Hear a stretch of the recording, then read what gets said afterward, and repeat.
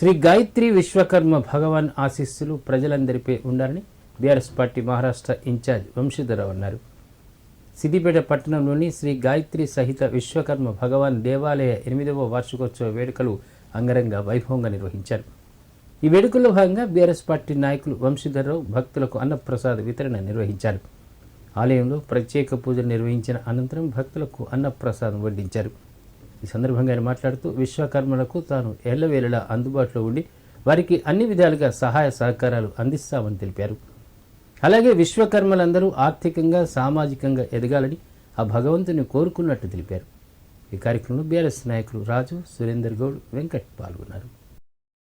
పట్టణంలోని గాయత్రి సహిత విశ్వకర్మ దేవాలయాన్ని 8వ వార్షికోత్సవం సందర్భంగా నేను దర్శించుకోవడం జరిగింది. ఈ 8వ వార్షికోత్సవం సందర్భంగా నన్ను ఆహ్వానించినటువంటి పబ్బోజు యాదగిరిచారి గారికి, వాసంగారి శ్రీనివాస్ గారికి అందరికీ కూడా కృతజ్ఞతలు తెలియజేస్తూ ఉన్నాను.